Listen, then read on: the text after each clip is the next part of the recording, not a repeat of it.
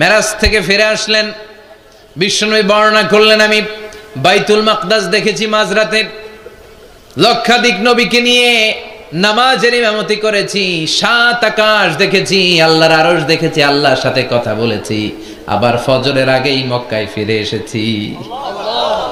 সবাইকে খাইছে মোহাম্মদের মাথার তার ছিঁড়ে গেছে, নাউজুবিল্লাহ পড়ে। আবু জাহেল, উতবা, সাইবা সবাই মিলে একটা সুযোগ পেল, বললো এতদিন আমরা আবু বকররে বুঝাইতে পারি না, আজকে মোহাম্মদ যে গাঞ্জাখুরি কথা বলে এটা বললে আবু বকররে আমাদের দলে নিয়ে আসা যাবে। সবাই সাইয়েদনা আবু বকরের কাছে যায়, যে বলে আবু বকর জানো নাকি তোমার নবী নতুন কথা আমদানি করেছে? কি বলেছে আমার নবী? তোমার নবী বলে মাঝরাতে বাইতুল মাকদাস গিয়েছে। বাইতুল মাকদাসে তখন দ্রুতগামী ঘোড়া দিয়ে ছুটলেও যেতে লাগে 15 দিন। অ্যাবাউট টার্ন কাম ব্যাক, ফিরে আসতে আরো 15 দিন, মোট কয় দিন? 1 মাস। যেতে আসতে 1 মাস। তোমার নবী মাঝরাতে নাকি বাইতুল মুকাদ্দাসে ইমামতি করছে, 7 আকাশ ঘুরেছে, আল্লাহর আরশ দেখেছে, আল্লাহর সাথে কথা বলেছে, আবার ভোর হওয়ার আগে নাকি মক্কার জমিনে ফিরে এসেছে। আবু বকর বললেন, আসলেই কি আমার নবী এই কথা কইছে? সবাই এক বাক্যে বলে, হ্যাঁ তোমার নবী মুহাম্মদ এই কথা বলেছে। আবু বকর দ্ব্যর্থহীন কণ্ঠে ঘোষণা করে দিলেন, আমার নবী যদি এই কথা বলে থাকে, আমার নবী সত্য বলেছে, সত্য বলেছে, তিনি কখনো মিথ্যা বলতে পারে না।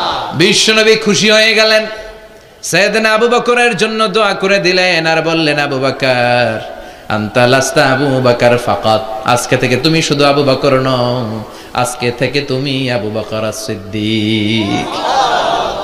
সিদ্দিক সত্য গ্রহণে, সত্য প্রকাশে, সত্য মানার ক্ষেত্রে আপোষহীন, কোনো আপোষ নাই। চিল্লায় এখন ঠিক কিনা? সে আল্লাহ বললেন, ওয়াযকুর ফিল কিতাবি ইব্রাহিম ইন্নাহু কানা সিদ্দিকান নাবিয়্যা। ও নবী, আপনার এই কোরআনের ভেতরে আমার খলিলের নামটা রাখেন, কারণ আমার খলিল যেন তেন কোনো নবী নয়, সাধারণ পয়গম্বর নয়, আমার নবী ইব্রাহিম হলো সিদ্দিক, সত্য প্রকাশে আপোষহীন।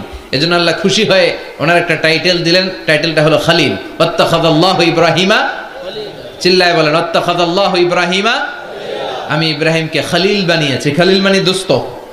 খলিল মানে কি? আল্লাহ দুনিয়ার একজনের দোস্ত ডাকে। কি মজার ব্যাপার, কেমন লাগে তার কাছে শুনতে? সুবহানাল্লাহ কইবেন না? ওনারে বানাইলেন খলিল, আর বিশ্বনবীরে বানাইলেন হাবিব। সুবহানাল্লাহ পড়েন।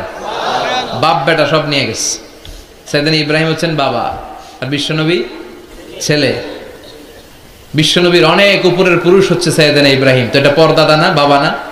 বিশ্বনবী বলতেন, আনা দাওয়াতু আবি ইব্রাহিম, আমি নবীরে পেয়ে নাসানাসি করো, আমি তো ইব্রাহিম আলাইহিস সালামের দোয়ার ফসল। উনি যদি মক্কায় দাঁড়িয়ে দোয়া না করতেন, আমার বিশ্বনবীর জন্ম হতো না। সুবহানাল্লাহ পড়েন। এজন্য বাবা হলো খলিল, ছেলে হলো হাবিব। খলিল মানেও বন্ধু, হাবিব মানেও বন্ধু। খলিল মানে এমন বন্ধু যেই বন্ধু আল্লাহরে খুশি করার জন্য কাজ করে, আর হাবিব মানে এমন বন্ধু যারে খুশি করার জন্য আল্লাহ নিজে কাজ করে। কার পাওয়ার বেশি?